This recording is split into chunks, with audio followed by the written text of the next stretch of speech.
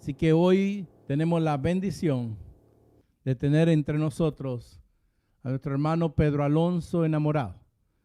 Pedro Alonso es mi primogénito, pero él no va a predicar porque es mi primogénito, sino que porque sé que Dios tiene algo dentro de él. El peor error que un pastor puede hacer es querer que sus hijos hagan lo que él hace, como cualquier padre que quiera que estudien lo que ellos estudien. Pedro Alonso sé de que Dios le ha dado el llamamiento a la predicación. Una cosa es llamamiento a predicación y a pastoral. Yo siempre le dije a mi hijo, hijo, usted no tiene que ser pastor, si Dios no le ha dicho que sea pastor. Pero si usted tiene pasión por compartir la palabra, compártala. Y entonces él, cada vez que el Espíritu de Dios le inquieta, él me dice, papá, puedo compartir, porque sabe lo que es autoridad y no violentar autoridad. Y hace un par de semanas me dijo, papá, ¿será que me puedas dar un chance? Hay un mensaje que se está gestando en mi espíritu. Quiero compartirlo con la iglesia de Cristo. No me dijo con Río de Dios, con la iglesia de Cristo. Porque hoy nos están viendo del norte, del sur, del este y del oeste, y lo decimos, los que están en Houston, en México, en Canadá, en Venezuela, en Colombia, en Honduras, Nicaragua, en muchos lugares que nos están viendo. Gracias por vernos. Y hoy quiero dejar este tiempo con mi hijo Pedro Alonso para que predique esta palabra que el Señor le ha dado. Bendición, mi hijo. Bendiciones, hermanos, que Dios los bendiga. Es un gran privilegio estar con ustedes esta noche, como siempre lo es. Yo le doy gracias a Dios por la oportunidad de estar aquí en Miami, en mi casa, y aquí con el pastor Pedro. Le doy gracias a Dios que a través de su enseñanza, el nombre de Jesús es precioso para mí. Yo lo conozco, yo lo tesoro. Y le doy gracias porque mi madre y mi padre, los dos, honran a Dios. Y el Espíritu Santo hizo algo inusual en mí hace unas semanas. Yo, a través de un sueño, experimenté algo fuera de lo normal. Y hermanos, yo no soy profeta, les aseguro que no lo soy. Pero ahí sentía que Dios me estaba hablando. Porque en este sueño yo me veía parado en una reunión como de oración, en un cuarto, y yo veía, veía que estaban predicando, pero yo sentía expresar una frase, y seguía expresando la misma frase, diciendo, Dios busca al perdido, Cristo busca al perdido. Y yo repetía esa frase en ese sueño hasta que comencé a llorar, porque yo sentía el efecto que hacía entender cómo es mi Dios, que va a buscar a los que están perdidos, los que están ciegos, los que no conocen su nombre, pero los que necesitan de un Salvador. Y otra cosa sucedió que me inspiró para este mensaje. En una breve conversación que estaba teniendo, le estaba describiendo a un hermano de la iglesia sobre un encuentro evangelístico. El Señor abrió una puerta y me permitió predicarle el evangelio a una amiga del trabajo. Entonces, mientras yo le explicaba a él lo que ella estaba pasando, yo dije, es triste ver de que ella dice, sí, me hace sentido todo lo de la Biblia, que Cristo resucitó. Yo sé, pero no sé por qué no puedo creerlo en mi mente. Como que en mi corazón algo está que sí, pero en mi mente no ha llegado. Y entonces yo le dije a él, esto es la triste realidad de vivir en un mundo que adora otras cosas, en un mundo que está diseñado para mantenernos en ceguera, para mantenernos perdidos. Y también es un resultado del corazón del ser humano. Porque aunque profundamente hay una necesidad en cada uno de nosotros, el corazón, por el pecado original, el pecado de Adán y Eva que hemos heredado, no nos permite buscar a Dios. Y dice Pablo que no hay ninguno bueno, ni uno. No hay ninguno que busca a Dios. Y por eso es necesario que Él vaya a buscarnos a nosotros. Entonces, hermanos, yo escogí un pasaje en Ezequiel para abrir este mensaje. Y parece un poco extraño. ¿Por qué estamos leyendo un pasaje tan enojado cuando Dios está airado y proclamando juicio? ¿Y por qué ¿Y por qué leerlo así tanto y sin mucho contexto? Bueno, hermanos, es que ese mensaje, esa profecía de Dios contra los pastores de Israel es relevante a la enseñanza que Dios puso en mi corazón. Tiene que ver con cuando vino Jesús a esta tierra y comenzó su ministerio. En el libro de Juan, capítulo 10, vemos que Jesús está revelando a un grupo de personas una realidad de quién es Él. Y Él está anunciando que Él es alguien que fue profetizado desde hace siglos, hermanos. La misma persona que Ezequiel decía que vendría. Cuando dice Dios, yo Jehová, yo mismo vendré y yo seré el pastor de este pueblo. Él la estaba cumpliendo. Pero aunque estaban escuchándolo predicar y aunque estaban viendo sus milagros, no podían entenderlo, no podían recibirlo y lo rechazaban. Ahora, hermanos, hace poco yo sé que escucharon un mensaje sobre el ser una oveja. Y entonces les diré que el tema es otra cosa. La realidad es que nosotros no solo somos ovejas, ya no somos siervos, como dice Jesús, sino que hijos en la casa. No somos ovejas solamente, sino que también somos príncipes en una nación santa.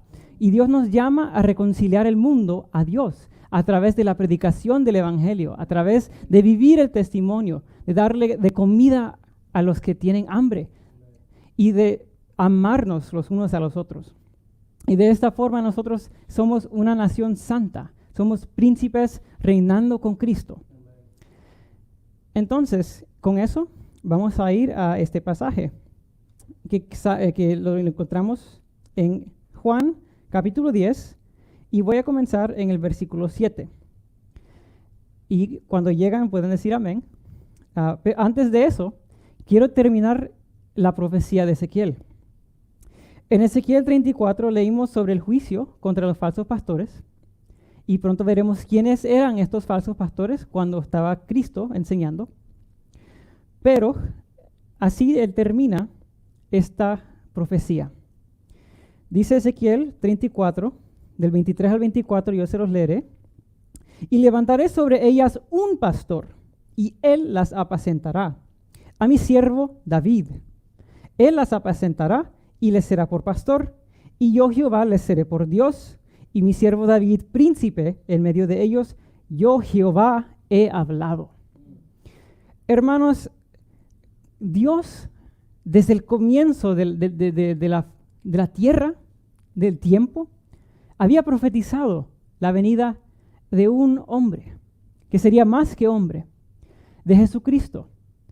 Jesucristo, el hijo de David. Y desde el tiempo que vino el rey David, el pueblo de Israel estaba esperando con ansia, con desesperación, pasando reyes que los oprimían de Israel, sus propios reyes, que se burlaban de Dios, que se burlaban de sus mandamientos, pero la profecía de Dios siempre fue cumplida. Ellos fueron derrocados, ellos fueron humillados. Y vinieron también otros para reinar sobre el pueblo de Israel como un juicio. Los reyes de Asiria, de Babilonia, vinieron, invadieron a la tierra y aún con esos reyes no tenían alivio, no tenían paz, sino que estos pastores, estos príncipes que les prometían prosperidad, solo traía calamidad, solo traía juicio, más caos. Pero el hijo de David, el linaje de David, nunca cesó. Nadie pudo destruir por completo a esa línea santa, esa línea real. Y por eso es que podemos hablar del Cristo que vino, el Cristo que es el hijo de David, de la línea real. Entonces, en Juan capítulo 10, el versículo 7, comienza Jesús y dice: volvió pues Jesús a decirles: de cierto os digo, yo soy la puerta de las ovejas. Todos los que antes de mí vinieron, ladrones son y salteadores, porque no los oyeron las ovejas. Yo soy la puerta. El que por mí entrare será salvo, y entrará y saldrá y hará pastos. El ladrón no viene sino para hurtar y matar y destruir. Yo he venido para que tengan vida y para que la tengan en abundancia. Yo soy el buen pastor. El buen pastor da su vida por las ovejas. Aquí vamos a pausar. Entonces, hermanos, estábamos hablando hace poco de la ceguedad espiritual, de la ceguera. Antes de que Jesús predicara este mensaje, Él había sanado a un ciego. Él había sanado a un hombre ciego de nacimiento. Y todo el mundo preguntaba, Rabí, maestro, ¿por qué está ciego este hombre? ¿Pecó él o pecaron sus padres para que sucediera esto sobre él? Y dijo, ni por pecado suyo, ni por pecado de sus padres, sino para que Dios se glorificara en él. Entonces, aunque los fariseos vieron que este mismo que estaba ciego ahora veía, interrogaron a sus padres, hicieron todo el trabajo del detective y todavía no podían ver lo que estaba delante de sus ojos. Entonces, en esta escena, Cristo está continuando ese tema, continuando ese mensaje, que aunque ellos lo veían en lo natural, no lo veían en lo espiritual. Pero que el hombre que antes estaba ciego en lo natural, ahora Dios le había dado vista natural y vista espiritual, para ver quién era este que lo había sanado. Entonces, cuando está enseñando aquí, ya vemos dos revelaciones que Cristo revela sobre él mismo. Número 1 dice, y estos son los 3 puntos de mi sermón, Cristo es el buen pastor. Número 2, Cristo es la puerta de la salvación. Y número 3, Cristo y el Padre son uno. Otra vez lo digo, Cristo es el buen pastor, Cristo es la puerta de la salvación y Cristo y el Padre son uno. Entonces, ahora hemos leído los primeros versículos. Ya sabemos que Cristo, cuando hablaba del buen pastor, estaba hablando de la misma profecía de Ezequiel, pero también dice Cristo que Él es la puerta. Él es la puerta. Es decir, que Él es el camino. Él es la entrada. ¿La entrada a qué? Al pueblo de Dios. Porque para ser del pueblo de Dios, uno no se escoge a uno mismo. Dios es el que escoge a su pueblo.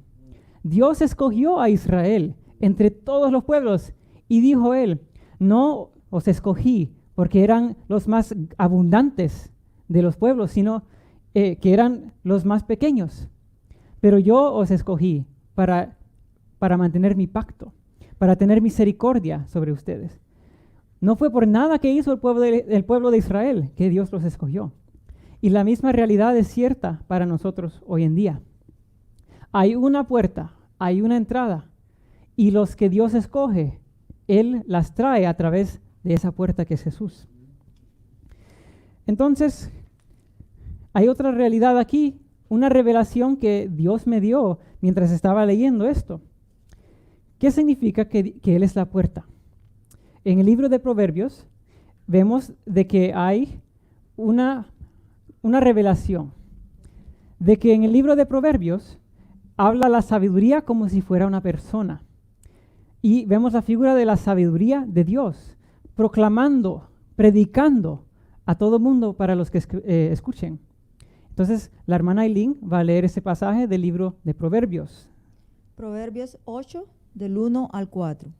Excelencia y eternidad de la sabiduría. ¿No clama la sabiduría y da su voz la inteligencia? En las alturas junto al camino, a las encrucijadas de las veredas se para, en el lugar de las puertas, a la entrada de la ciudad, a la entrada de las puertas da voces. Oh hombres, a vosotros clamo, dirijo mi voz a los hijos de los hombres. Dios bendiga su palabra. Entonces, hermanos, ¿quién es la sabiduría de Dios?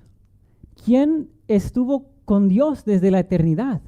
¿Quién es el que predica a los hombres ignorantes que están en las calles y dice, ven a mí, búscame a mí, si no es Jesucristo? Y por eso vemos de que Jesús es la puerta de la salvación. La puerta y la voz que llama que clama, que busca a los perdidos.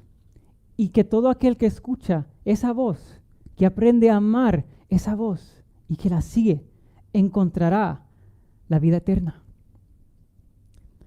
Entonces, vemos de que en el tiempo de Cristo, los fariseos se pusieron como pastores del pueblo. Ellos decían que ellos eran la puerta. Ellos, a través de la ley, de la interpretación que ellos tenían, tienes que seguir esta regla, pero con 5 más adiciones. Y asegúrate de no olvidarte esta comida y este puntillo aquí, porque si no, vas al infierno.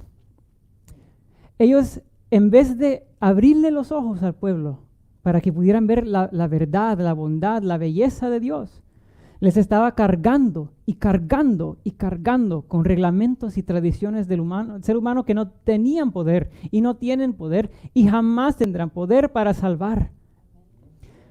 Pero la palabra de Dios salva. La palabra de Cristo salva. Y por eso vino Él a exponer esta mentira, a exponer la realidad delante de los que estaban escuchándole. Entonces, en el tiempo de Cristo, los falsos profetas que Dios prometía juzgar eran estos fariseos que en vez de preparar el corazón del pueblo para recibir a Cristo, los volvían en contra de Él. Porque ellos eran materialistas, buscaban lo natural. Decían, vamos a tener un rey poderoso en la guerra. Él va a pelear con espada y nos va a librar de Roma. Pero nada de los pecados. Nada del problema que estaba a la raíz de toda opresión, de toda injusticia, de toda calamidad, de todo dolor. Y esa es el pecado. Es la raíz de todo esto, hermanos.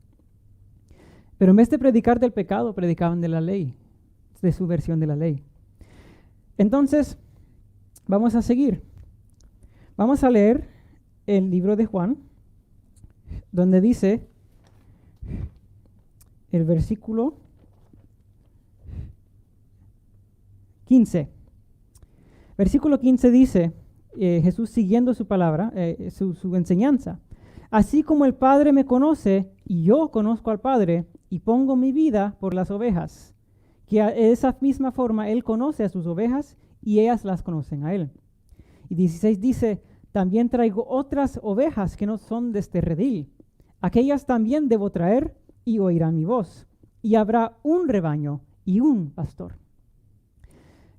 ¿De qué está hablando Cristo aquí? Dios no envió a Cristo para salvar a un grupo de gente. Él no lo envió a Él a salvar solo a los judíos, que era un pueblo pequeño. Él vino a traer salvación a todo el mundo, hermanos. Y habían personas en otro redil, el redil de los gentiles, el que no era del pueblo judío, que Jesús iba a salvar. Entonces, Él promete que lo que el hombre había hecho en traer divisiones en la Torre de Babel, cuando antes solo había un idioma y había un pueblo y una raza, pero después por el orgullo y la arrogancia del ser humano y por construir un monumento enorme para ponerse como reyes a los seres humanos, Dios los juzgó y dividió a las lenguas y dividió a los pueblos. Pero Cristo dice, yo vengo a sanar esas heridas, a sanar esas divisiones, a traer a todos esos pueblos a mi reino, para que tengan un rey, y ese es Jesús.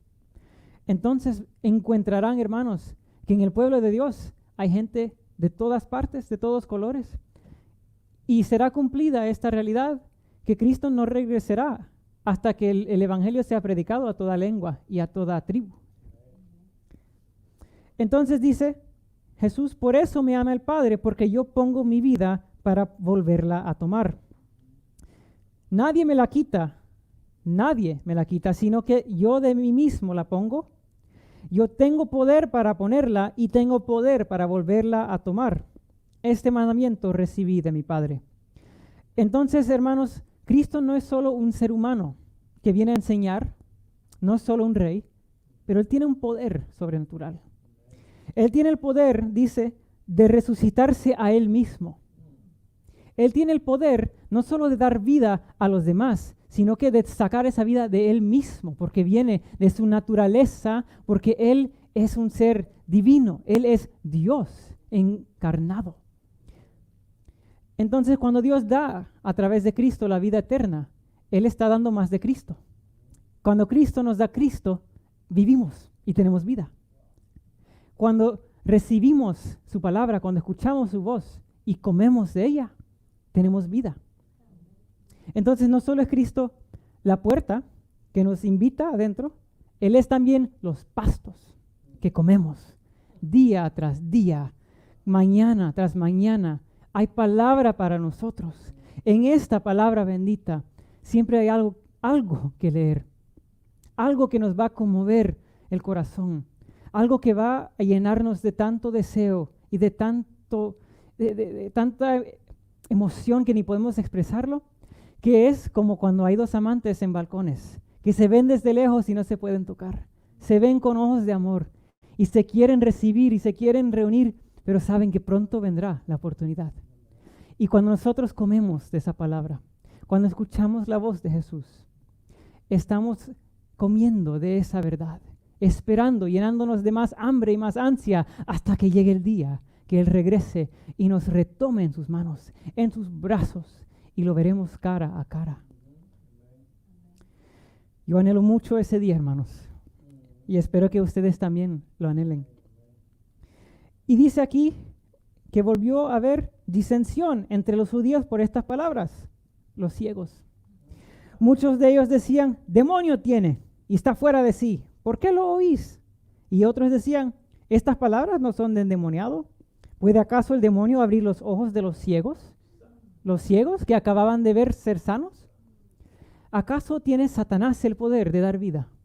¿Acaso puede él sanar? Si la Biblia dice, Jesucristo dice que viene a hurtar, a destruir, a matar, pero Él viene a dar vida. Entonces, seguimos. El versículo 22 dice, celebrábase en Jerusalén la fiesta de la dedicación. Hoy la conocemos por el nombre de Hanukkah. La fiesta de Hanukkah, la dedicación del templo después de la destrucción del templo, cuando fue reconstruida, y era invierno. Y Jesús andaba en el templo por el pórtico de Salomón, y le rodearon los judíos y le dijeron, ¿hasta cuándo nos turbarás el alma? Si tú eres el Cristo, dínoslo abiertamente. Jesús les respondió, os lo he dicho y no creéis. Las obras que yo hago en nombre de mi Padre, ellas dan testimonio de mí. Pero vosotros no creéis, ¿por qué? Porque no sois de mis ovejas, como os he dicho. ¿Por qué cuando hay gente que escucha el Evangelio, la rechazan hasta la muerte? ¿Por qué hay gente que ven lo que hace Dios, crecen en una iglesia, crecen donde hay sana doctrina y toda la vida deciden amar las cosas de este mundo y vivir la vida de su manera? Porque no son de sus ovejas. Hermanos, esta es una enseñanza difícil de aceptar, pero es lo que Jesús nos enseña. Que nosotros no podemos salvarnos, no podemos recibir siquiera el mensaje con fe, como para salvarnos, si Dios no primero implanta esa fe. Para que Dios sea glorificado en la salvación en su totalidad.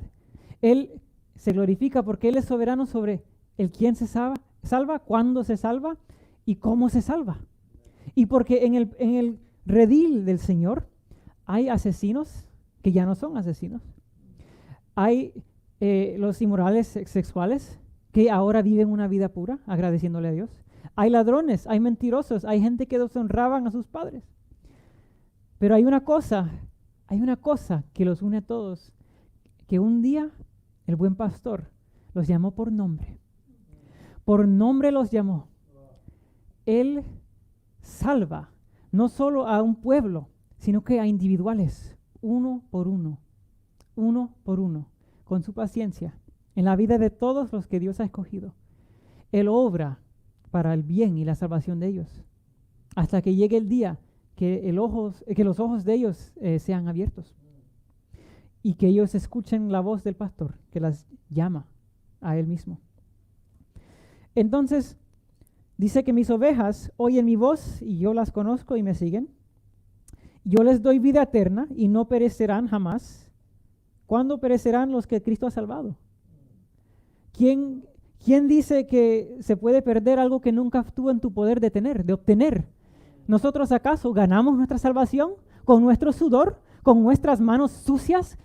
¿Qué sacrificio le podíamos ofrecer a un Dios justo, puro, santo, infinito en poder, que podía causarle, conmoverle la mano a salvar a pecadores miserables como nosotros? Nada. No hay nada en este mundo que nosotros podamos hacer para ganarnos el premio de la salvación, que es pura misericordia de Dios. Está en sus manos darla, en sus manos dispensarla. Y los que están en Cristo nunca perecerán. Mi Padre que me las dio es mayor que todos, y nadie las puede arrebatar de la mano de mi Padre. Un momento. Mi Padre que me las dio es mayor que todos, y nadie las puede arrebatar de la mano de mi Padre. Pero entonces, ¿en manos de quién está? ¿En manos de Cristo o en manos del Padre? Y la respuesta es simple, y aquí la responde: yo y el Padre uno somos. Y ahí está el tercer punto, que Cristo es el buen pastor, Él es la puerta de la salvación y Él es uno con el Padre. ¿Qué significa que Él es uno con el Padre? Que no hay nada que tiene el Padre que el Hijo no lo tiene. Todo el poder, toda la gloria, toda la honra la tiene Cristo. Y no fue entregada del Padre al Hijo, sino que por naturaleza, desde que fue engendrado Jesús. Ahora, no me malentiendan, engendrado no significa que Cristo fue creado por Dios, del Padre, sino que desde la eternidad estaba el Padre, desde la eternidad estaba el Hijo, y desde la eternidad tenían una ligadura de la naturaleza divina, que era el ser Dios, la sustancia de Dios. Y solo hay un Dios, hermanos.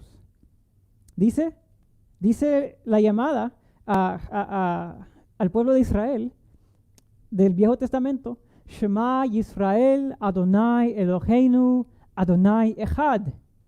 Es hebreo, que significa: oye Israel, vuestro Dios, el Señor, uno es, y no hay otro. Entonces dice Jesús: el Padre es Dios, yo soy uno con el Padre, yo soy Dios. Así de simple. Es difícil que nuestras mentes entiendan esta realidad. Pero pregúntense esto: ¿cómo puede ser Dios amor si Dios es una persona y desde antes de la eternidad no hubiese nadie más? Dios siempre ha sido Dios triuno, Padre, Hijo y Espíritu Santo. Siempre ha habido amor perfecto y amistad perfecta entre el Padre, el Hijo y el Santo Espíritu. Y como un baile, el amor fluye de uno al otro y regresa. Hermanos, es un misterio. Es el misterio del Dios triuno. Y no es algo que yo me inventé, ni unos obispos en el siglo IV.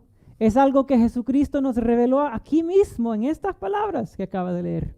Yo y el Padre uno somos. Pero el Padre no es el Hijo no es el Padre no es el Espíritu y el Espíritu tampoco es el Hijo. Es difícil entenderlo. Y no puedo seguir explicándolo, pero hay una prédica en el YouTube de esta iglesia sobre la Trinidad. Y si la quieren escuchar, ahí pueden aprender más. Pero es necesario seguir con la enseñanza. Entonces dice que después de que él proclamó que yo y el Padre uno somos, los judíos volvieron a tomar piedras para apedrearle, porque en su ceguera no podían recibir la luz de Dios. Entonces, hermanos, vemos la enseñanza de Cristo, la revelación de Cristo de quién es Él, quién es su pueblo, cómo Él escoge a su pueblo, cómo Él crea a su pueblo con su palabra.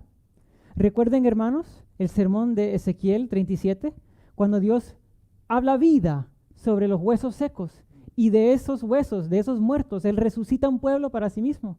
Lo mismo hace Cristo cuando llama pecadores. El día que el corazón de uno se convierte, esa persona deja de ser muerto, deja de tener, de ser huesos secos y no tener poder de salvar, de hacer nada, de agradar a Dios, y se convierte en hijo ese mismo día. Y se convierte en nueva criatura, donde ahora tiene nuevos gustos, porque ahora lo que antes le apetecía del mundo le da asco, y ahora las riquezas de la palabra son dulces como la miel. Pero solo el poder de Dios lo puede hacer. Entonces, cuando Cristo llama a sus ovejas, no solo escuchan, o sea, ¿cómo respondemos cuando llama a Cristo? No solo escuchamos, sino que seguimos. Seguimos a Cristo, donde quiera que Él va. ¿Y a dónde fue Cristo cuando Él estaba en esta vida? ¿Estamos nosotros a seguirlo por el valle de la sombra de la muerte? ¿Estamos dispuestos a seguirlo hasta la cruz, a una muerte? Si nosotros llega el momento que estamos bajo tortura, en un gobierno de opresión, o quien sea, quién sabe, y nos dicen, ¿vas a renunciar a este Cristo? Nosotros decimos, prefiero seguirlo hasta la muerte, que rehusar el nombre precioso, bendito, que es miel en mis labios, de Cristo. Y hermanos, a esto nos llama Él. Él nos llama a descender, a morir a nuestros deseos carnales, a morir a lo que nosotros queremos, a dejar de lamentarnos de que, ay, ¿cómo puedo perdonar a tal persona? ¿Cómo puedo yo? A mí me duele tanto. Pero a Cristo, ¿qué le dolió? ¿Qué le dolió a Cristo cuando estuvo recibiendo los clavos que entraron por sus manos para salvar a pecadores como nosotros? Para perdonar a los que a Él lo habían ofendido. Estamos dispuestos no solo a descender con Él, porque Cristo no solo descendió, sino a ascender con Él a la gloria y a saborear la dulce comunión con el Padre. Hermanos, ¿dónde está Jesucristo ahorita mismo? A la diestra del Padre. ¿Y cómo sé eso? Porque hay testigos. Juan, Marcos, Lucas, Mateo, todos proclaman que vieron a Cristo que estaba aquí resucitado después de haber estado muerto. Y lo vieron, lo tocaron, comieron con Él, supieron que este era Cristo y lo vieron ascender a los cielos. Y ya no lo veían. Con excepción de Pablo, pero esa es otra historia. Y ya no lo veían, pero lo vieron subir. Lo vieron subir. Y dice Jesús, donde yo voy, no pueden seguirme por ahora, pero me seguirán. Eso dijo en la última cena. Entonces Cristo nos llama a los que son suyos, no solo a descender y a morir, sino que a resucitar y a ascender hasta el cielo, a saborear esa gloria. Y eso no solo cuando muramos, sino que aquí en esta tierra. Porque en esta tierra tenemos que morir a nuestros pecados todos los días y arrepentirnos todos los días. Pero en esta tierra probamos que Dios es bueno. Sí. En esta tierra vemos la gloria de Dios cuando hay reconciliación entre padre e hijo, cuando un pecador viene a los pies de Cristo, cuando alguien está a punto de muerte en un hospital y Dios los sana, como lo ha hecho aquí con mi madre. Y con miles y 10,000 y millones más que en la historia no podemos recontar todos sus cuentos, todas sus historias. Pero Dios sana y Dios salva.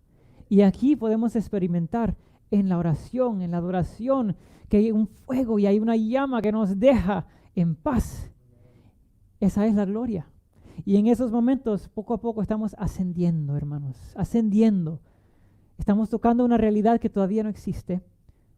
En un sentido, pero que sí existe en otro sentido. Entonces, ya que hemos hablado sobre los pastos, y una cosa más, perdón, no solo escuchan y siguen a Dios y a la voz cuando son fáciles las voces, sino que cuando Dios nos llama a hacer cosas difíciles. Dice el profeta Jeremías, y también lo dice el profeta Juan en Apocalipsis, que ellos Dios les presentó su palabra como un rollo y que la comieron. Y que en su boca era dulce como la miel, pero que en el estómago era amargo. Porque la palabra viene a matar todo lo que tenemos dentro de nosotros, de la oscuridad, de la suciedad de este mundo. Porque antes éramos hijos de Satanás. Es difícil, es feo decirlo, es feo escucharlo, pero Cristo lo dijo. Él lo dijo a los fariseos cuando rehusaban escucharle a él. Vosotros creéis que sois hijos de Abraham, les dijo, pero no lo son hijos del otro. Pero por eso es que tenemos que comer de esa palabra y que cuando estamos en Cristo, ahora es dulce en nuestra boca, pero cuando la digerimos, sentimos que es amargo porque algo está haciendo, algo está quemando, algo está deshaciendo, pero por eso, hermanos, la palabra no solo se lee así por leer, se mastica, se saborea, se huele. Hermanos, es un banquetazo que Dios nos da, que es la palabra de Dios, es la voz de Cristo, porque dice la Biblia que el Espíritu de Cristo es el Espíritu de la profecía. Y todo lo que está escrito en estas palabras, hermanos, en este libro bendito, donde hay 66 libros, a menos que uno sea católico, pero hay 66, les aseguro. Pero en estos 66 libros encontramos todo lo necesario para la vida y la santidad.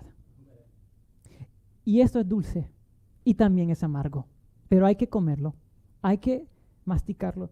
Y entonces, hermanos, no les voy a dejar con instrucciones sin explicarles cómo se hace. Hermanos, vemos de que no todo el mundo le gusta leer, y bien es cierto. ¿Pero acaso todo el mundo en el pueblo de Israel sabía leer? No, hermanos. Sino que la palabra de Dios, dice la Biblia que ellos meditaban en ella. Y en hebreo la palabra meditar, no quiero equivocarme aquí, voy a buscar. La palabra es agá. Significa murmurar. Jehová es mi pastor, nada me faltará. Jehová es mi pastor, todo lo puedo en Cristo que me fortaleza, todo lo puedo en Cristo que me fortaleza. Padre nuestro que estás en los cielos, santificado sea tu nombre. Hasta que en el corazón de ellos brotaba la palabra, hasta que ellos podían cantarla, hasta que podían memorizar, decirla en cualquier momento, en cualquier situación. Cuando venían los terrores por la noche, cuando venía la enfermedad, ellos podían meditar en esta palabra: Jehová es mi pastor, nada me faltará. Y eso, hermanos, a eso nos llama Dios. Los que hemos escuchado la voz de Cristo, amamos su voz.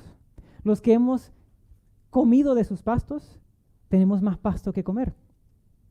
Y nosotros podemos leer, no solo memorizar la palabra para leer, para tenerla a mano en momentos difíciles, y la podemos hacer a través del audio, a través de la predicación. Cuando escuchamos aquí la palabra es otra forma de comer de la palabra.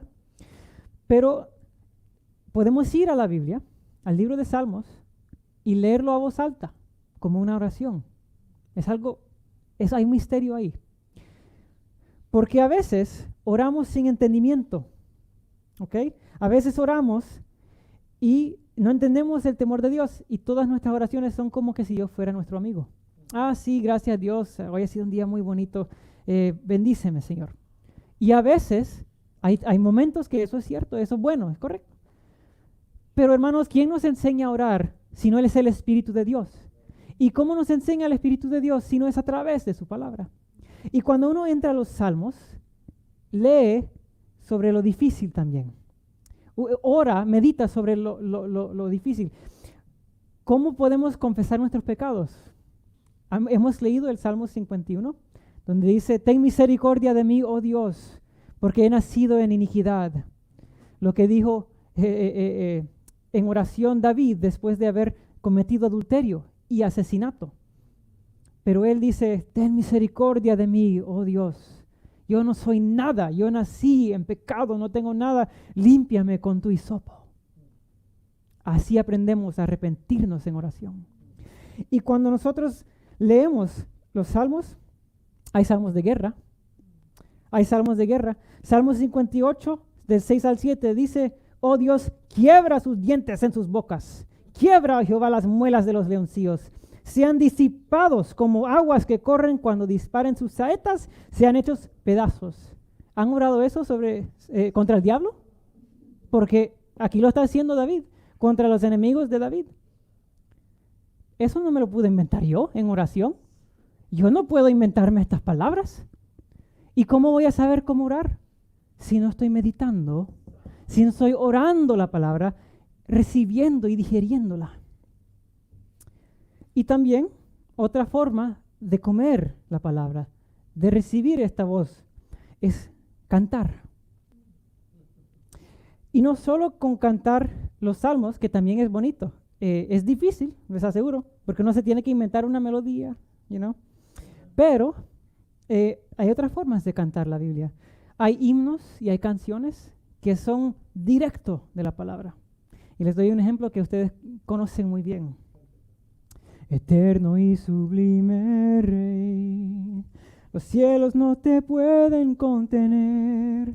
Habitas en lo alto, Dios. La tierra es el estrado de tus pies. ¿Cómo construir una habitación?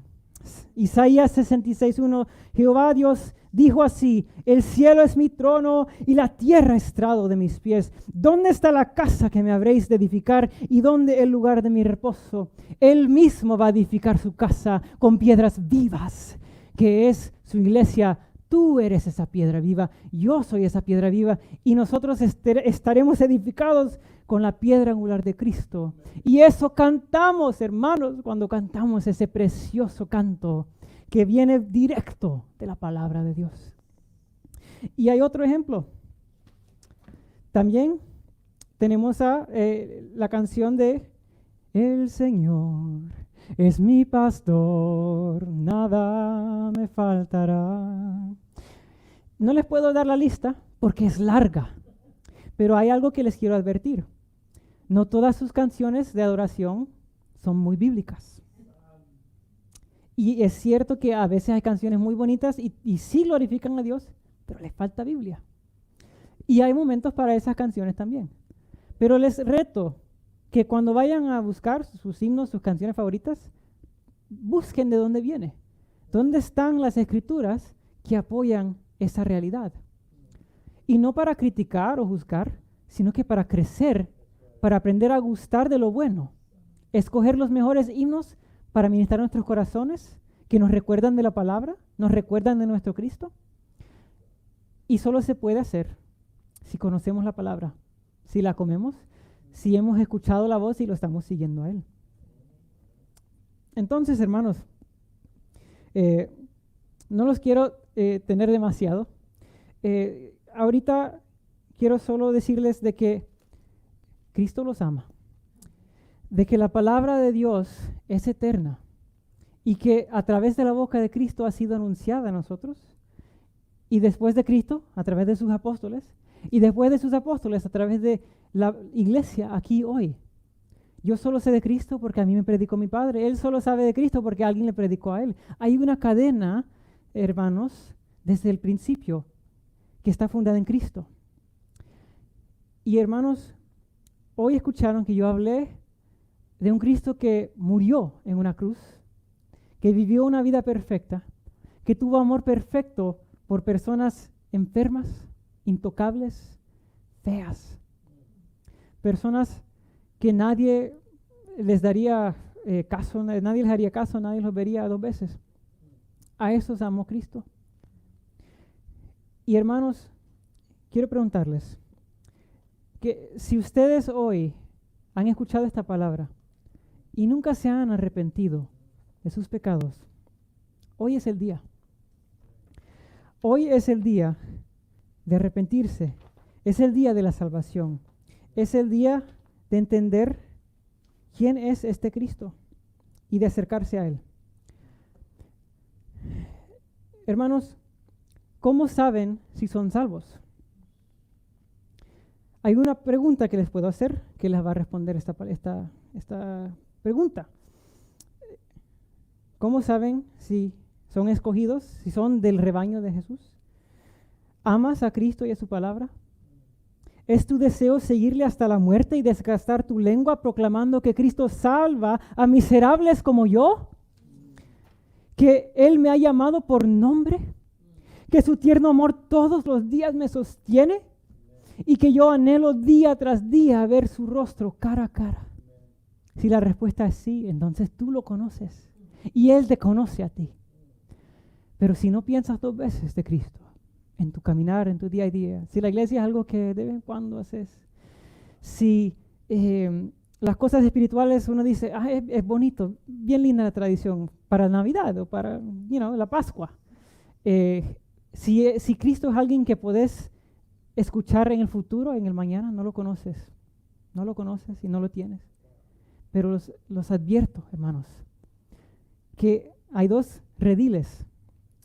Dios va a juzgar al mundo. Hay los que son los suyos y los que no lo son. Y a los que han rechazado a Cristo, vendrá un juicio terrible, indescriptible. Y no deseo eso sobre nadie, y por eso les invito que hoy se arrepientan de sus pecados. Que ahí donde estén, yo no les voy a decir que repitan palabras, pero quiero que digan esto en oración, que le digan a Dios que son pecadores, que confiesen, yo soy un pecador, que digan eso, que nombren los pecados si pueden, que entiendan y que le confiesen a Dios que no han sido fiel a Él, que no lo han amado. Dile ahora mismo lo que entiendes en tu corazón, que algo no está bien entre tú y el Padre y que solo Él te puede salvar. Y dile en oración, ahí donde estás, que quieres aceptar su señorío sobre tu vida, que quieres aceptar que hay un pastor, hay un Salvador y que su nombre es Cristo y que no hay otro. Y que vas a confiar nunca más en tus propias manos, en tus propios hechos para estar bien delante de Dios, sino que vas a confiar en las misericordias, en los méritos de Cristo y nada más. Si tú le confiesas ahora mismo en oración a Dios esas cosas y tu corazón es sincero, entonces serán del rebaño del Señor. Y los invito a que si les conmovió el corazón Dios ahora a decir esto, que llamen al número que va a aparecer en la pantalla y que le pregunten a la persona que responda, ¿cómo puedo yo seguir a este Cristo? ¿Cómo puedo amarlo? ¿Cómo lo puedo conocer? Porque, hermanos, no hay nada en esta vida que a mí me ha dado tanto gozo como el amar a Cristo. Y yo les aseguro de que cuando lo conozcan, sabrán lo que solo los que lo han conocido pueden saber. Entonces, hermanos, yo los dejo con esta bendición. Que vuestros corazones descansen en la palabra de Cristo. Que os sea una antorcha que alumbre el lugar oscuro hasta que el día esclarezca y el lucero de la mañana salga en vuestros corazones. Que Dios los bendiga, hermanos. Vayan en paz. Amén, amén. Gloria a Dios, gloria a Dios. Gracias. Gloria a Dios. Creo que Dios nos ha retado en este día. Si creíamos que éramos evangélicos, creo que hoy sí nos convertimos, amados. Es un poderoso mensaje. Un poderoso mensaje que te sacude aún la teología que uno sabe o que uno cree que sabe. Yo no sé cuántos recibieron esta palabra, pero amados, atesoremos esta palabra. Esta palabra sé que el Espíritu Santo la injertó, la incrustó y la engendró en el vientre de nuestro hermano Pedro Alonso. Así que gracias Pedro Alonso, gracias hermano por esta palabra poderosa, por dejarte usar por un Dios que es fiel y verdadero. Así que amados, muchas gracias por seguir apoyándonos, gracias por seguir sintonizando el canal del Fluir MRD. Y no me queda más nada, he quedado, como se dice en inglés, speechless, sin palabras. sin palabras. No me queda más nada que decirte que en la pantalla aparece la manera como tú deberías de honrar a Dios, la manera como todo aquel que en realidad sabe lo que dice la Escritura tiene que hacer. Así que aparece ahí en la pantalla y gracias a aquellas personas que, no siendo del ministerio, están entendiendo lo que estamos haciendo y nos están enviando también sus ofrendas. Los bendecimos y crean que no están sembrando en una tierra seca, sino que están sembrando en una buena tierra que Dios ha preparado para estos tiempos en esta ciudad, en esta nación y para el mundo. Muchas gracias por seguirnos apoyando. Muchas gracias por seguir creyendo de que esta visión nació en el cielo. Gracias a todos. No me cansaría de dar las gracias por todo lo que siguen haciendo. Los bendigo en el nombre de Jesús, declarando que el bien y el favor de Jehová no se apartará de ti, que el Shaddai, el Dios del imposible, te va a sorprender de aquí al domingo. Te va a sorprender si hoy has entendido y has escuchado de que Dios es verdadero. Creo que Dios hoy nos ha traído o nos ha confirmado o nos ha vuelto a recordar que tenemos que ser serios. Y el Señor me decía, pregúntale a los que están conectados, ¿en qué redil estás ahora? ¿Dónde estás? En buen hondureño, ¿de qué bando estás jugando? Porque el estar en la iglesia no quiere decir que estás jugando para el mismo equipo. Y el Señor me decía, pregúntale a la iglesia, pregúntale, ¿qué pastor están siguiendo? ¿El del mundo o el que está a la diestra del Padre? Amén. Así que acuérdate de esto, el Señor es nuestro pastor. Yo quiero que levante su mano ahí donde está y diga, el Señor es mi pastor y nada, pero nada, tu alma tienes que escuchar esto y tu mente, nada, diga, me va a faltar. Aunque ande en valle de sombra y de muerte, no temeré mal ninguno, porque Jehová me va a sacar de toda tiniebla y de toda sombra de muerte. Padre, gracias te doy por ser tan bueno, porque nos vas a infundir ánimo, nos vas a infundir, Señor, con tu callado, Señor. Y vamos a andar en pastos delicados, vamos a comer de tus pastos, Señor. Aunque llegue al vientre y sepan amargos, pero necesitamos que eso se desintegre para, Señor, tener un vientre limpio y poder inquirir de tu palabra y poder ser en realidad tu imagen y tu semejanza, Señor, en esta tierra. Gracias a todos. Los bendigo y no te pierdas el domingo a las 10 de la mañana, no a las 10:30, no a las 11, a las 10 de la mañana, para que estemos conectados una vez más a través del canal del Fluir MRD. Que el Señor te bendiga. Me faltará. El Señor es mi pastor, en pastos delicados Él me hará descansar, junto a aguas de reposo me pastoreará, confortará mi alma, me guiará por sendas de justicia, por amor de su nombre.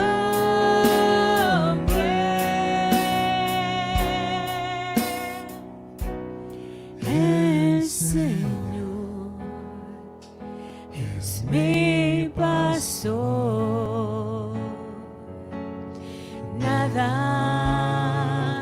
me falta.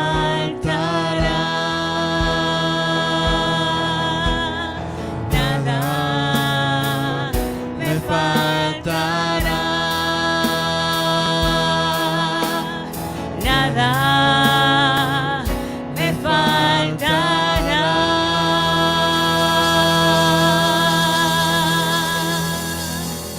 Aleluya, Señor os bendiga.